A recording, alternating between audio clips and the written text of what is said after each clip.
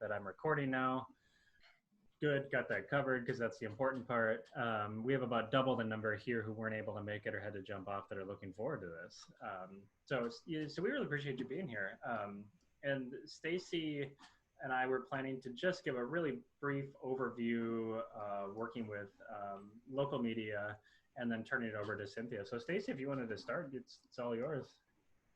Absolutely. So I'll share my screen if everyone can see that. So as many of you know, I'm Stacy. I work with Hiawatha Valley Mental Health Center. I do the development, communications, and marketing work for Hiawatha Valley Mental Health Center. But before I went into the nonprofit world, I worked in television for 9 years. And I started working in television in college. I've worked all the roles within a newsroom, so a producer, reporter, anchor, and then I managed the newsroom for 3 years before I had kids, and just news didn't fit into that time frame. So when we talked about and discussed about talking about these topics, I said I would help because there's definitely some differences between how you work with the television media and how you work with the press. Television is a lot different because everything's visual and everything's told within a certain set of time. You don't necessarily have that full paper length to explain everything. So I've come up with some bullet points and I'll touch on them briefly. And if you have questions afterwards, feel free to email me or we can talk about it a little more.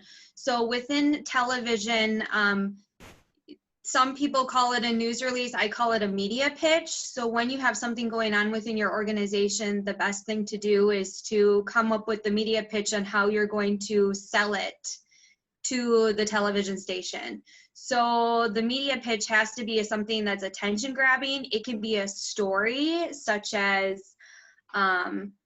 you know, Billy Joe raised $500 to buy cookies and he's handing it out to his neighbors. So a story about an individual, or it can be an idea.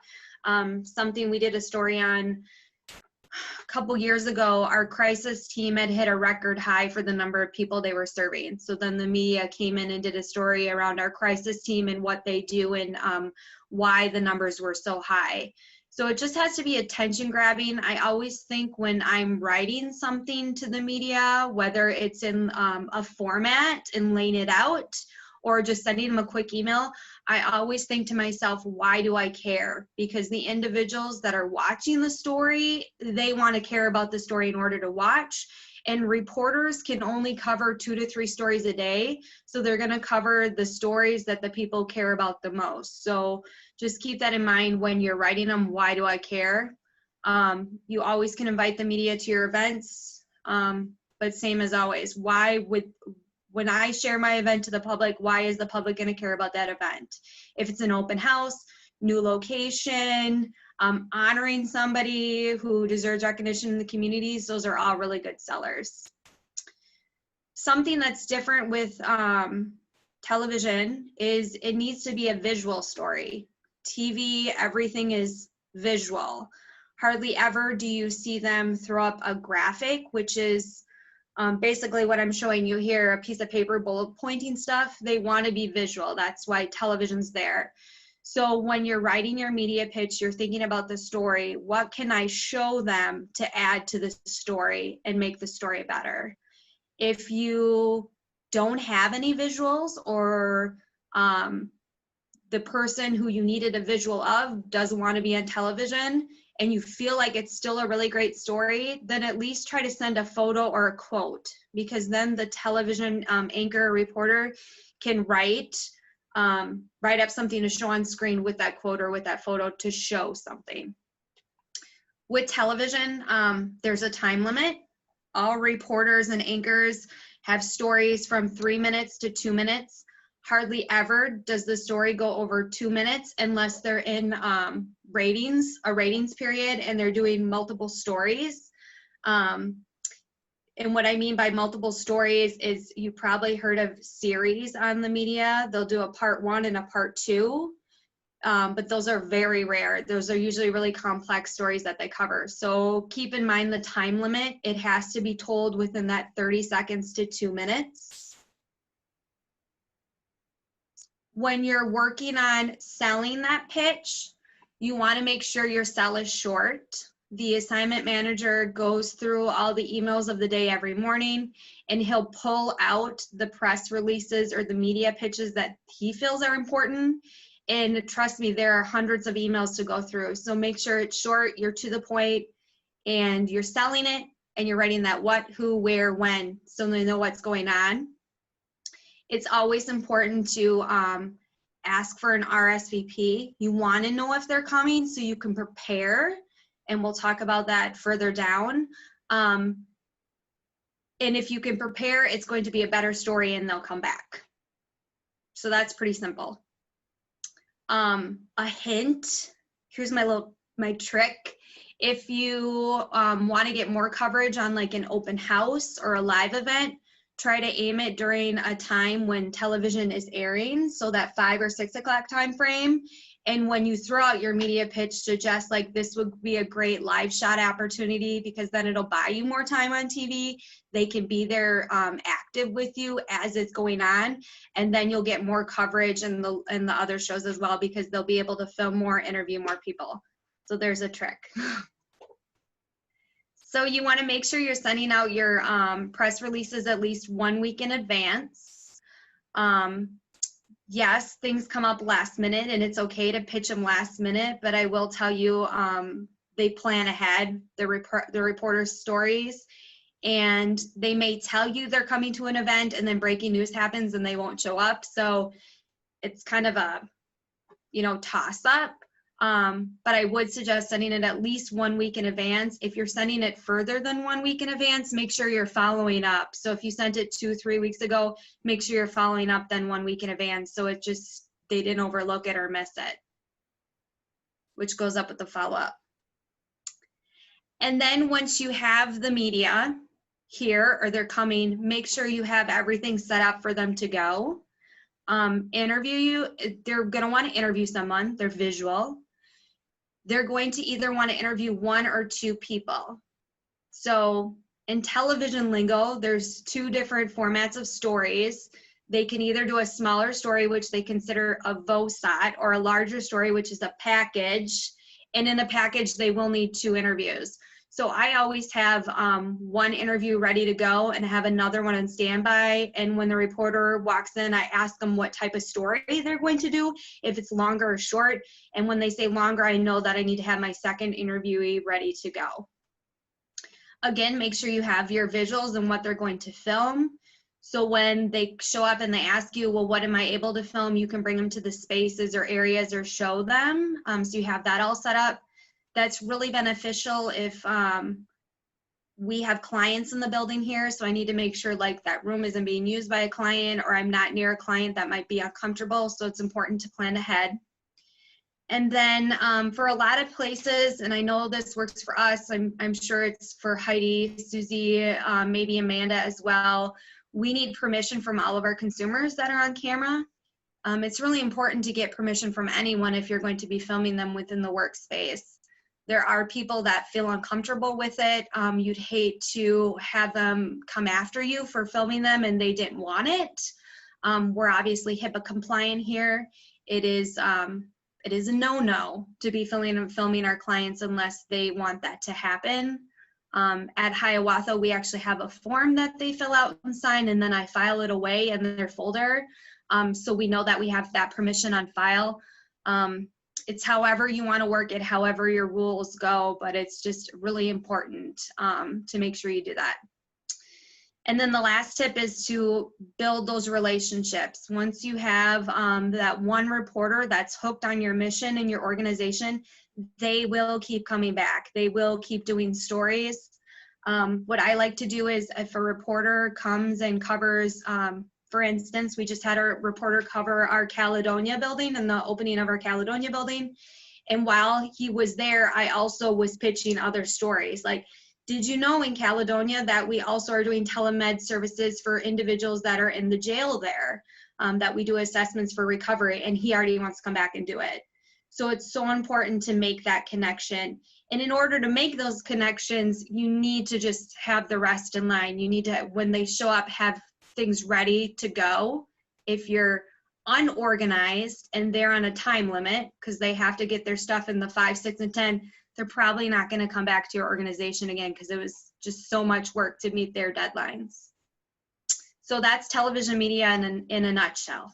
That was a lot. I will pass it over to Brian unless somebody has a question they want to ask quick. I have a quick, oh, sorry, Nancy, you do too. No, go ahead. You go I first. just have a quick question about, is it insulting to prepare questions for a reporter so that they can get to the meat of the story since they're not unfamiliar? I have never done that. Most reporters will sit down. So during their morning meeting, they will sit down with their news director and assignment manager and prepare questions ahead of time. It's what happens in most television stations.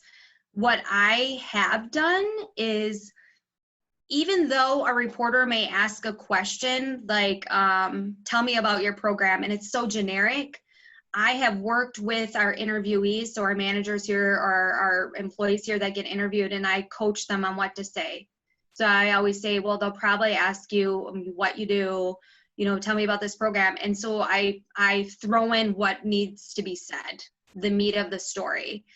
And then if the reporter hasn't dug deep into what we want them to do by then, in the end, I always say, can we just add a little bit more? I want Sally to really talk about this program. And then usually the reporter will say, okay, and build off of that. But I let the reporter do the work. I coach and work with the interviewees before they even go on what the focus of the story should be, because even though they're asking you questions, you shape what you want to say. So they could ask you a direct question, you can go around that very easily. Once they're in the building, you control the interview. I know that sounds mean, Aaron, but it's the truth. No, it's perfect. Thank you. So my question is, there's, a limited number of TV stations. Are you better off just pitching to one, or do you do it to all of them in hopes that one will actually show up? And then what happens if more than one does? That's a really good question. I pitch to all. So I usually hit up WXOW, WKBT, WEAU, and then I tie in KTDC and HBC into those. I'd rather have more than one television show up. I think the more coverage, the better. WXOW has different viewers than WKBT, and so does WEAU. WEAU covers part of this area and then more in Eau Claire. And then a side note, WXOW is actually in partnership with KTDC, and every afternoon those TV stations meet and they share what they've been covering of the day, and KTDC can take the story from WXOW, just like WKBT's partners. So I invite them all. They all have different viewerships. The more, the better. What you can do, Nancy, since your shop is a lot smaller, if you're worrying about like being overwhelmed, when they call an RSVP, just say to them, could you come around 1 and then the other one around 1:30 so you have time to space them out? It's however you want to work it. Or if it's a live event, usually the reporters will team up and interview you at the same time, or maybe you interview with one and somebody else interviews with the other. But I think the more the merrier, because they just cover different areas. Yeah. Yes, Nancy. So sorry, I'm thinking about an event, not that's ours, but when you use a anchor or a reporter for an MC for an event from one channel, does that pretty much totally turn off the other channels from covering the event, even if they don't have to cover that part of it? Yes. Yes, it does. So in the last place I worked at, we were specifically, so this was Rochester area, we specifically had somebody within KAAL anchor, which turned off, or not anchor, MC, an anchor MC'd, which completely turned off KTDC from anything they wanted to do with us, which is silly, but that's how they work. They're competitive. So yes, and there's not much you can do to get around that. What I would say is,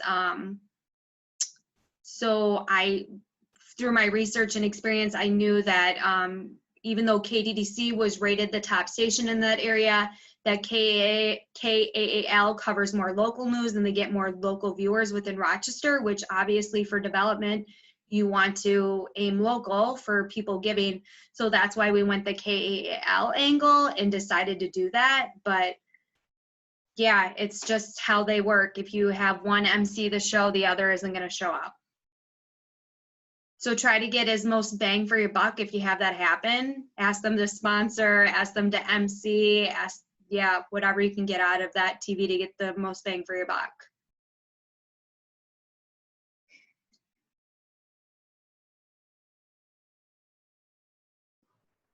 Okay, Brian.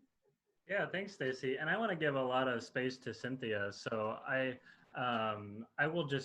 put together a similar tip sheet. I'll just put it into the chat. Everything Stacy said, if you could see my screen, I was just nodding very aggressively. And I think Cynthia would agree with a lot of this too. It's really great advice. The only thing I would add right now from the print media perspective that I know I get asked a lot about is there's part of the reason that I'm sitting here and a lot of other journalism expats are in different places is that it's a really struggling industry. There's not nearly the numbers that there used to be. And so that means they will run a lot of your stuff word for word. So keep that in mind. And if it's local, all the better. Local places are looking for really good local content and they don't have a lot of people to produce it. So writing press releases, writing your own stories about events, writing really cool write-ups about somebody who did something great for your organization. The more the merrier. Write it up, send a photo, send it. You will be amazed, I think, at how much they will publish because they're looking for really good local content. So that's what I would suggest. And then on top of everything Stacy really said. And I think with that, I want to give Cynthia a lot of time and space here. Cynthia, I'm going to make you a co-host, and that should work for you. It might even take it away from me. And just briefly, for those you know who Cynthia, so Cynthia was an award-winning reporter and editor for a long time with the Post, and now is the social media guru and marketing expert at Visit Winona, continuing to win lots of really amazing awards there and do really cool work.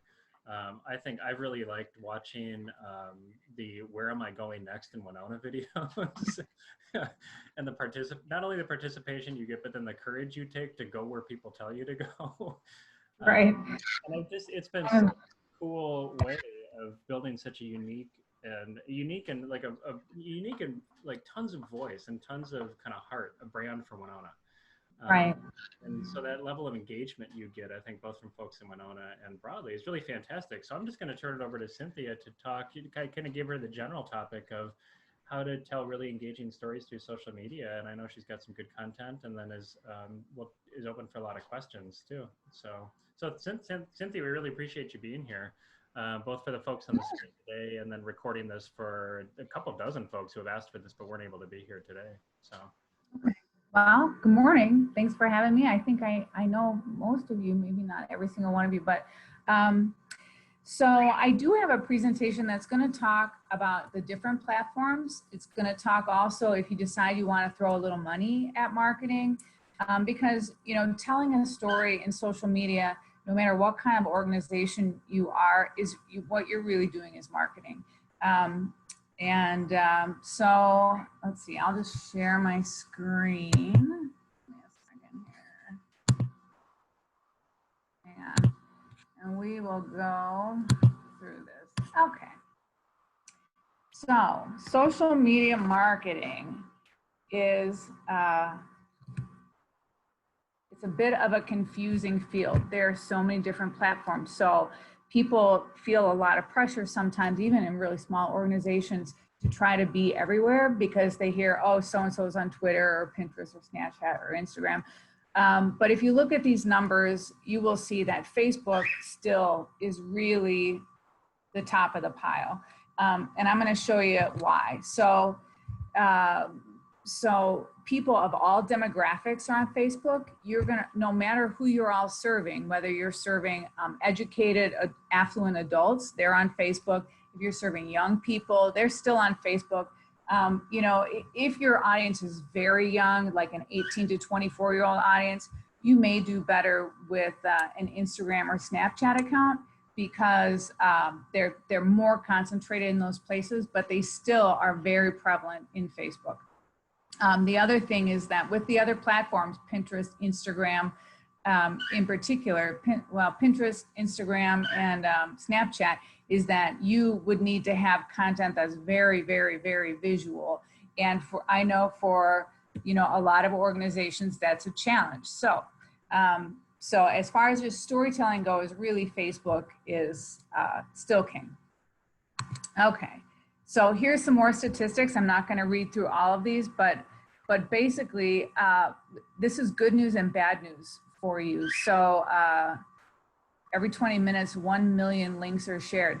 And the reason that these numbers are important is because you have a lot of competition out there. And so your content has to be consumable and digestible and interesting. Back to those demographics. And also, I'm happy to share this deck with anybody who would just like to have the deck and doesn't want to see the whole recording. But here's some really interesting demographics as far as US adults, where they're spending their time, what their income levels are, what their education levels are. As you're fundraising, you know, this can be a great guide for you. And, you know, YouTube, like Shakespeare, probably has a much greater opportunity to be present on YouTube than most of us would. But Facebook has, you know, a pretty good visual platform too for videos. So that's why we went with the Facebook Live. It is very, very human. And what we found out just through some trial and error is that people want to connect with people, even if it's a brand. They want to know that there are human beings behind it.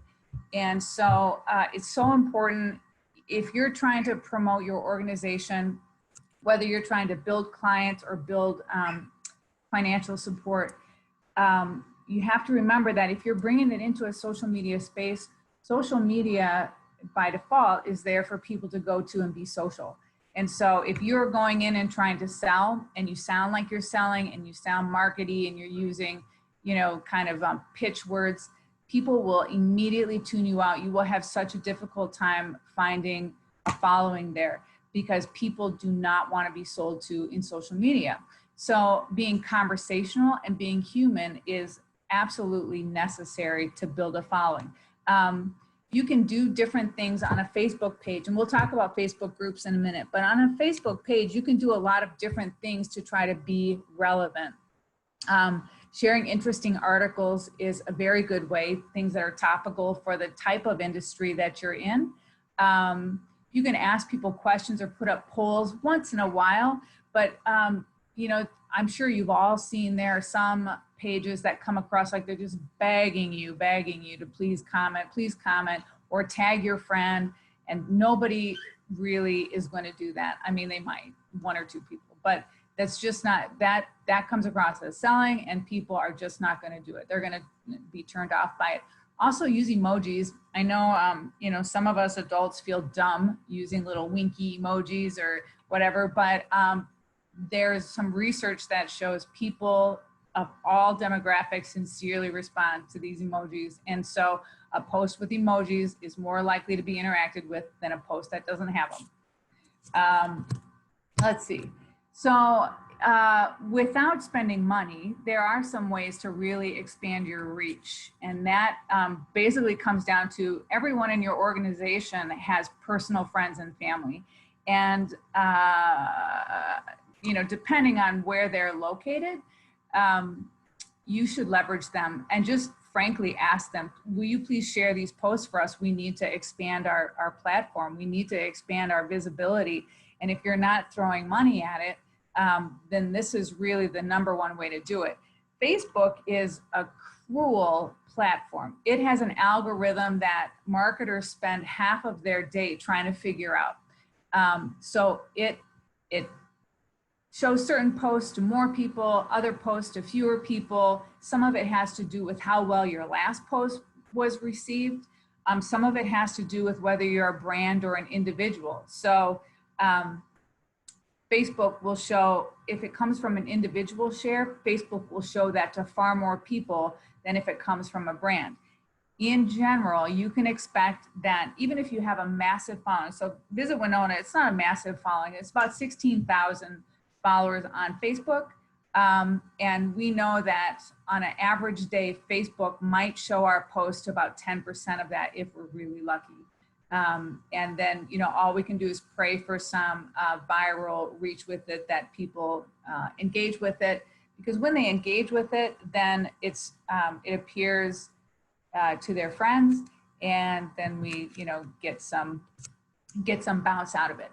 So how do you get some bounce out of a post? Really, photos. Photos are what people love, no matter what platform you're on, even Twitter, but especially on Facebook. If you're just posting words, you can expect that very few people are going to pause long enough to read what you're saying. But if you are posting photos, people are much more likely to be engaged. Also, if you are posting links, you should know that Facebook is going to punish you for that if those links lead off of Facebook. For example, if you're posting, I'm not keeping up with my own notes. If you're posting on YouTube, for example, and so you want to lead people to a link on YouTube, Facebook is going to punish you in that algorithm and show your post to fewer people. So we'll talk about video in a minute too, but really sharing within the platform is the best way to get the broadest visibility. But just know that people are far more likely to see your content if it's being shared by a human being.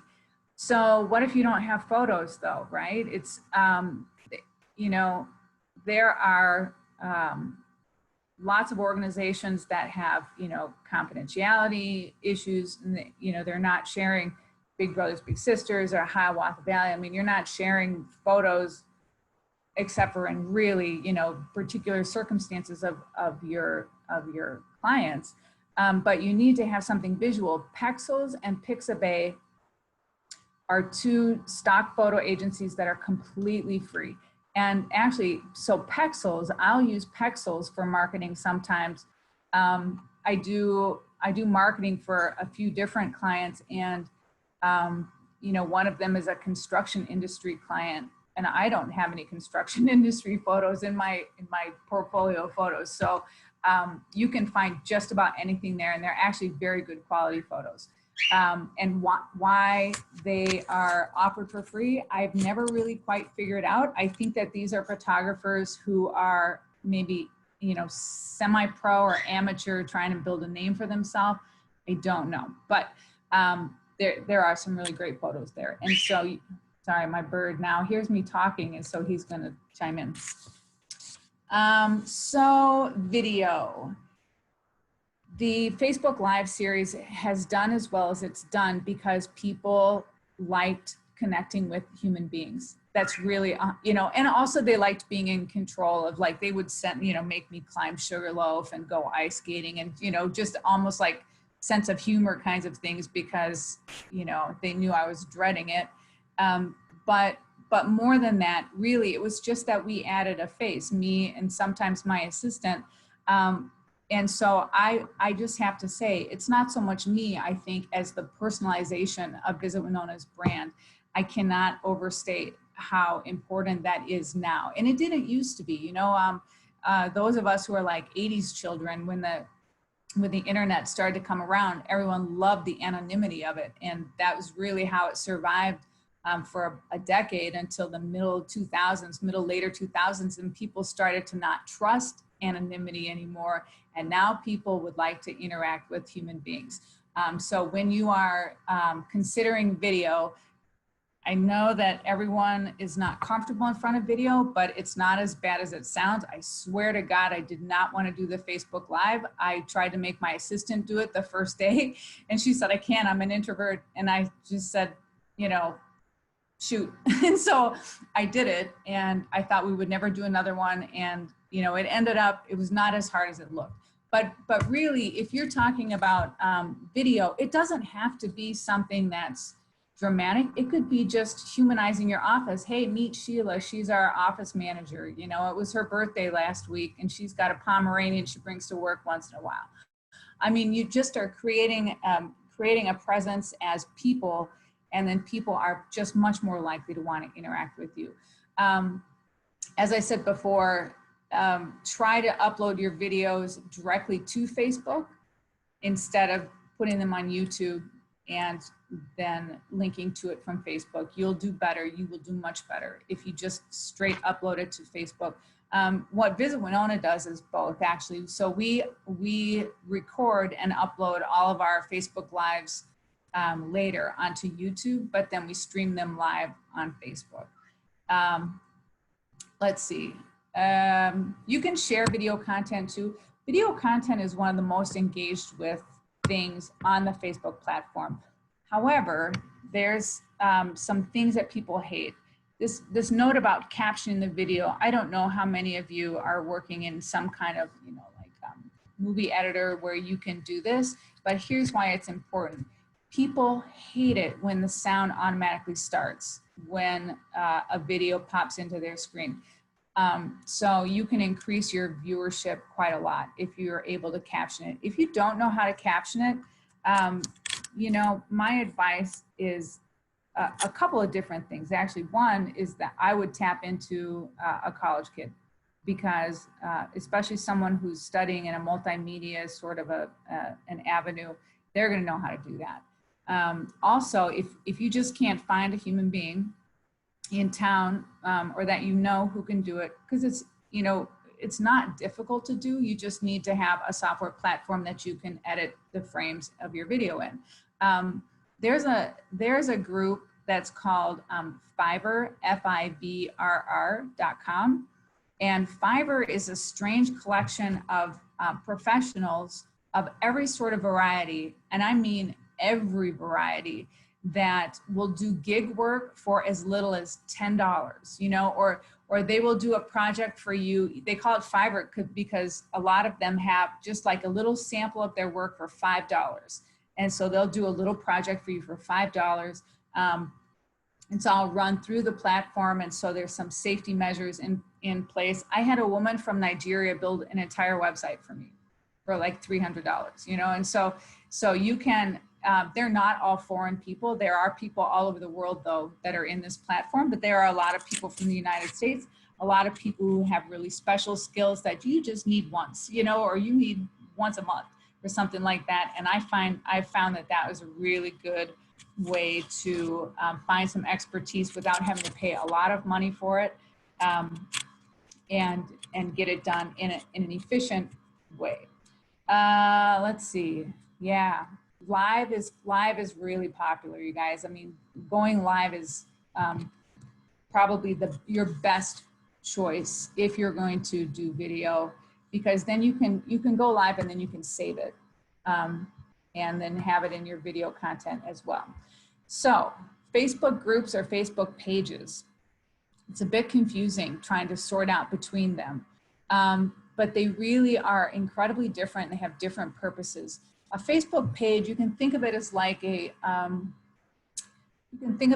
your billboard, more or less. It is to raise awareness about your brand, to gather followers, and let you share news and information about your platform.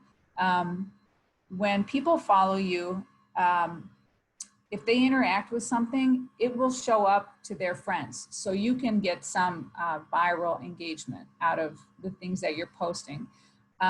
However, people have a really limited ability to interact with you. They can't post onto your wall in most cases. And so they can only comment, and then you comment back. And it's not, you know, it's like kind of at the very top of the sales funnel, right? These people are strangers.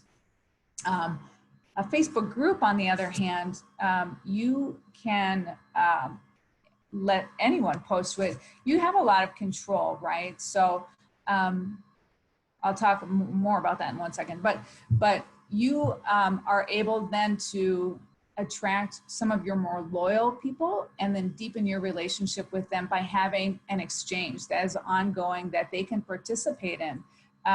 And the one thing that you lose in that is that when they interact in a group, that will not show up in their feed, so their friends won't see it. However, every time there's a post in a group, the default is that it will show up as a notification when that person logs into Facebook. For example, I joined a Minnesota gardeners group, and I keep forgetting to shut it off, but I'm getting like 14 or 15 notifications every time I log into Facebook because it's a really, really active group. And so that you can get like a much more consistent interaction with some of the people who are your more core followers. And you can, with those people using that platform and deepening your relationship, you do have the possibility then to mobilize them in other ways, ask for their help, ask them to bring a friend. You have a lot more latitude with those people than you do on your regular Facebook wall. On your regular Facebook wall, you can drive people away quickly by asking for favors, asking them to share things or whatever. But people who are loyal to you, they love to be asked their opinion, and they would probably love to help also. So if you said, guys, we're thinking about ways to increase our ticket sales by 20% this year for this event, but we'd really like to hear from you what you think is the best way to do that. You could put that on your Facebook page and you might get some engagement. You could put that on your Facebook group and really, engage with the people who care about your brand. Anyone can post in a group once they're accepted to it, but you have a lot of control over who's accepted. You can have it just open, anybody. You can have it where you gatekeep. They have to answer a question or they have to be approved by you. You can kick them out if they're naughty. You can set rules and post them, but actually anybody can post something in this group. Okay, paid advertising. How are we doing on time? Paid advertising, even if you don't have any money, is really a good idea with Facebook because you can do a program for almost nothing on Facebook.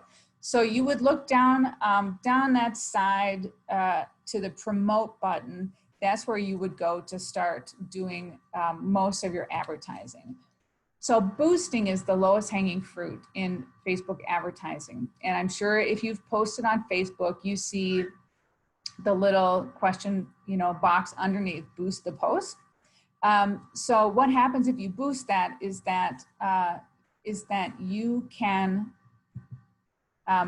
push out just exactly whatever the post was. You can push that out, and you have a choice of who you send it to, and you can actually get pretty specific with this. You can send it only to your followers. For example, sometimes Visit Winona, we're trying to push up our algorithm.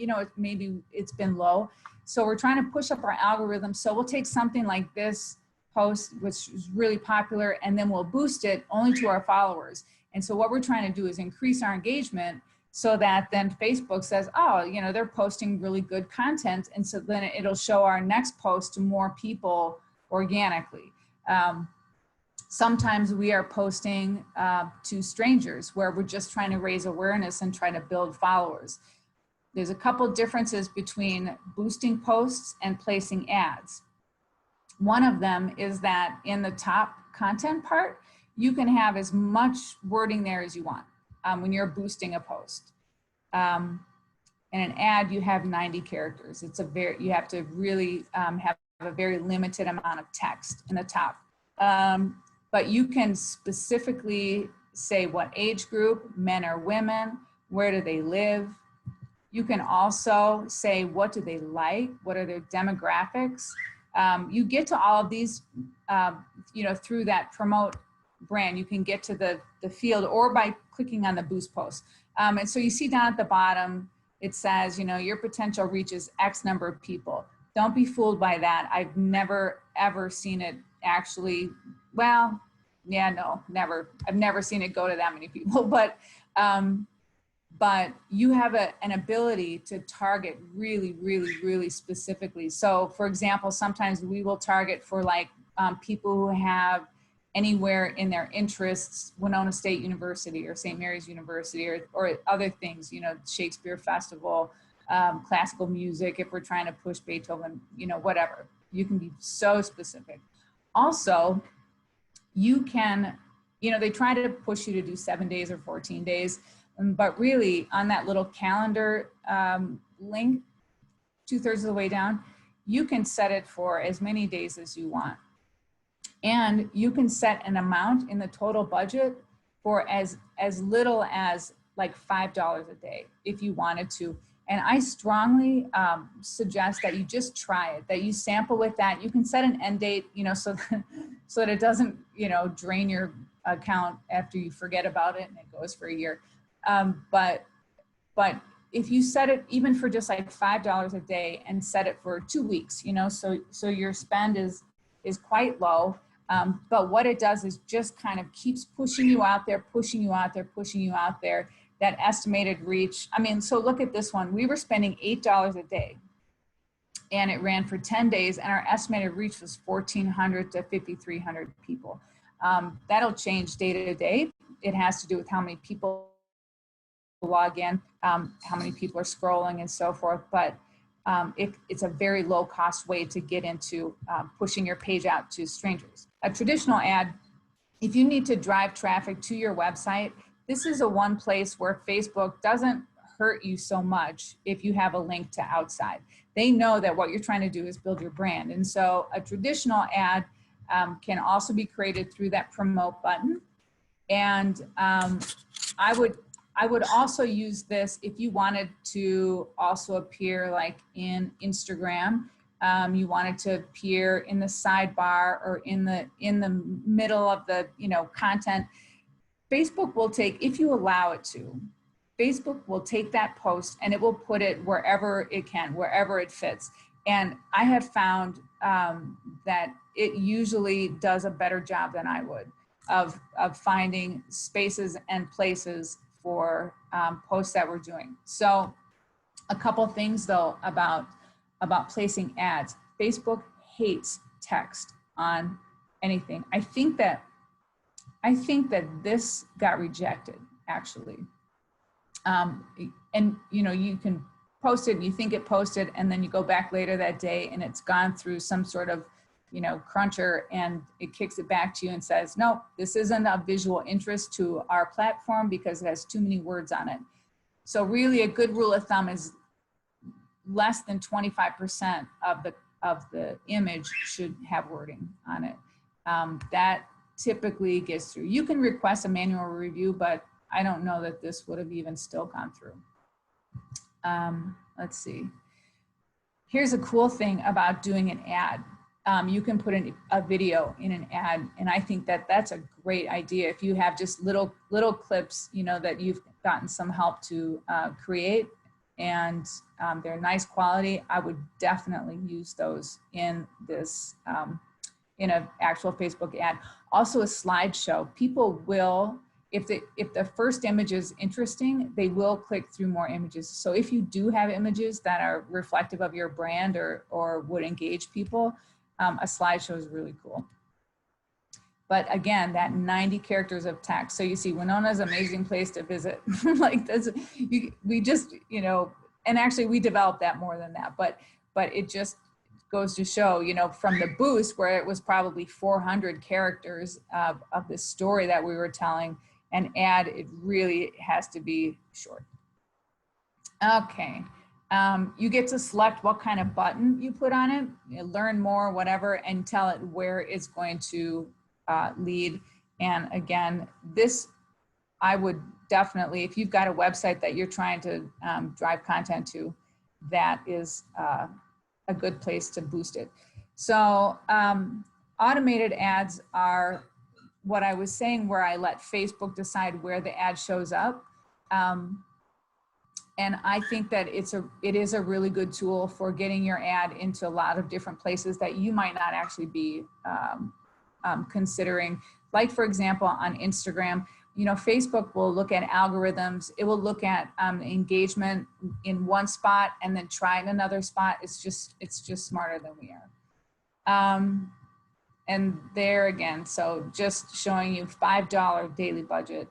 And this was a really small number of likes for $5. But if you're really just trying to gather some followers from a really specific group, maybe that's not so bad. You know, maybe that gathering up one follower is worth more to you than $5. And so it's worth it to do that. You can go into a space called Insights. If you look up at the top of your Facebook page, it says More. And then if you click on More, it says Insights. And Insights will show you these numbers. But there's a lot more that you can see in there. You can look at how many people clicked on it, how many comments, how many shares, what the overall engagement was, how many people were reached. And reach is a nebulous term. It's like how many people saw it in theory. There are some other things in there. Whatever I just said just woke Siri up. She started recording what I was saying. That was weird. So there's other things, like you can see what time your followers are online if you go into Insights. And so you can aim posts really specifically for those times. You can see what the age groups are of the different people. You can see where they're located, the people who are engaging with you. There's a lot of information inside Insights that can help you kind of fine tune your timing and your content to see who's responding to it when. So I am happy to answer whatever questions I'm able to.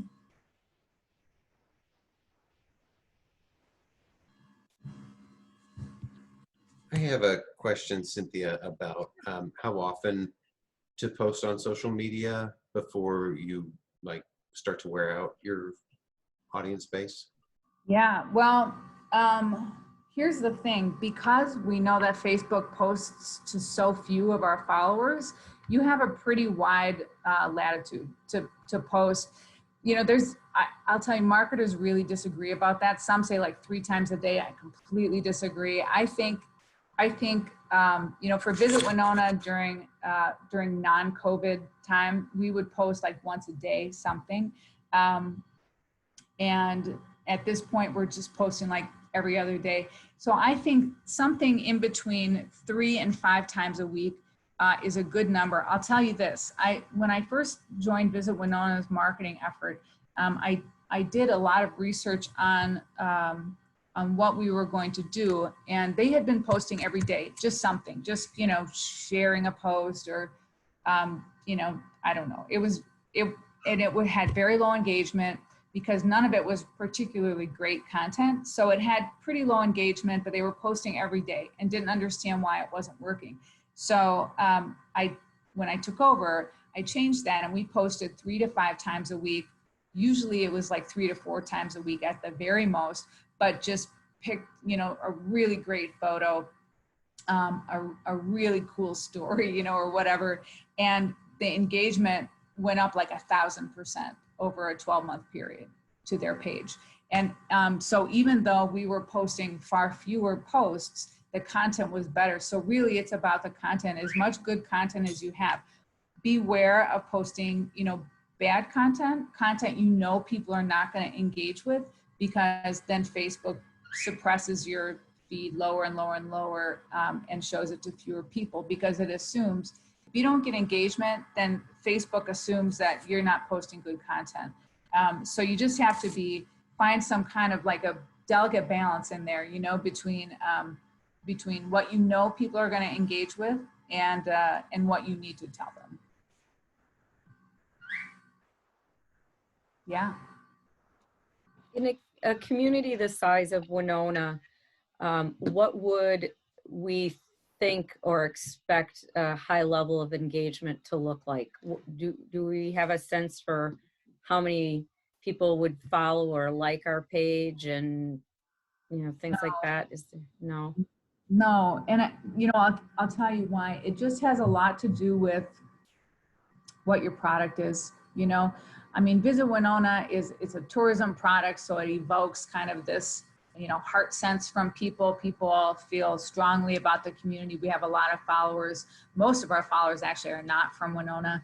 And so we are going to have more followers than like Dahl Automotive, although I will say this, my daughter, I use Dahl as an example because my daughter is a salesperson there. And so she made a Facebook page for herself, Cynthya Porter's auto sales at Dahl Automotive, whatever, something like that. And she actually has, I have a photography page that I don't really push out there. It's just there.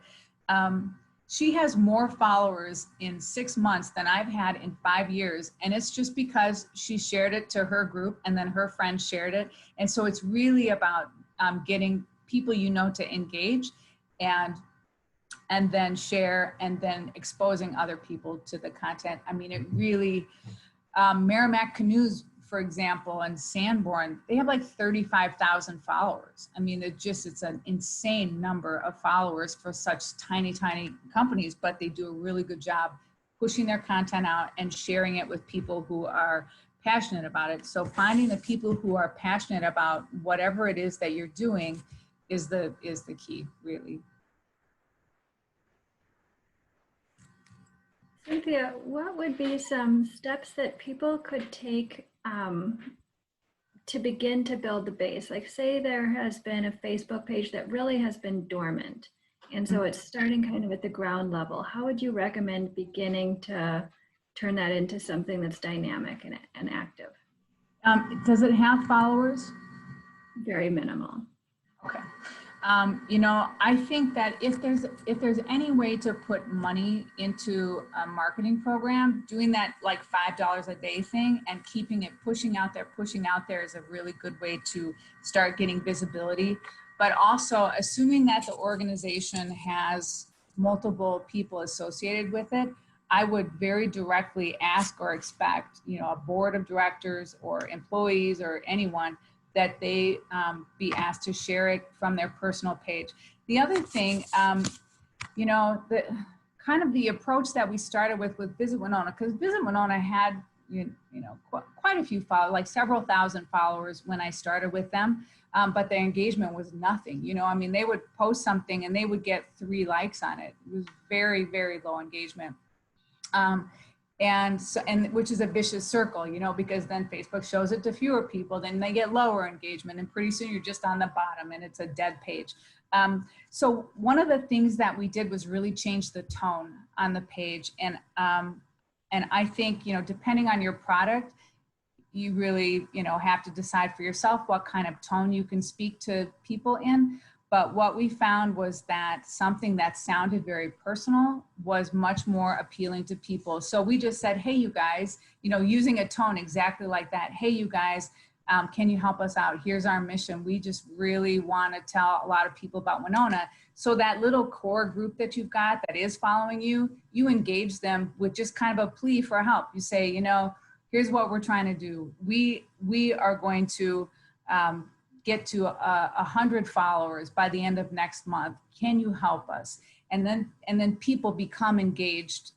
If they're already following you and it's a small group, they would be more likely to engage and help you. And that's how I would start trying to build a following. But again, it really, there's a mixture of like begging people to do things that will drive them away, or asking for their help, engaging them like they're really important to you, So if you're trying to sell something to them, like, hey, please donate to our cause, you probably are going to have a problem with that. But if you engage them like, hey, we think that you guys probably know people who would care about this, can you help us spread the word?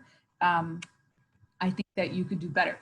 Also, contests are great. People love contests. Facebook makes it fairly easy to do contests. And if you have something that you can give away, absolutely, like that is a great way to get people engaging, because it doesn't even matter what it is, but people love free stuff. They love it. They love it. So. Thank you. Yeah. Sorry, this cat is scratching me. Anybody else? Where did Brian go? Ryan has to be at a meeting at the city, so I'm your new host. Okay, hi. Well, so I don't have anything else, but I will share this slide deck with Brian, and he can send it out to anybody he wants to. I don't care. Use it Perfect. as you wish. Oh, I see a chat box. You know what? I'm a terrible presenter. I didn't read any of these. Let's see. Blah blah blah. Okay. Yeah. All right. Yes, you can have the slide deck. Whoever posted that. And also, I think, you know, Brian knows how to reach me, but I'll tell you too, it's just CynthiaPorter@gmail. And if you have questions, I'm happy to try to answer them. I don't know everything. You know, I am an Instagrammer also. If that's your platform, I'm happy to try to give you more information about that. But and Twitter to some extent and Pinterest to some extent, but I'm happy to answer questions if I can for you. So. Thank you. I know there are a lot of people in the group who are eager to watch this, but just struggled to take part today. So we'll be sharing all of your helpful guidance with the larger membership. I think our list is about 120 non-profit professionals who will be grateful to have your feedback. Thank you. Thanks for having me. Thanks. Help now. All right. Yes, thanks. Thank you. Bye, Cynthia. All right, everybody, that pretty much wraps up our meeting today. Are there any final parting thoughts you'd like to share before we say goodbye? Well, thank you for spending time. It was a good meeting. Thank you. Yes, Oh. and Cynthia, I learned a lot. Yes, thanks so much. All right. Everybody have a wonderful rest of the day. Thank you. Bye. Thank you.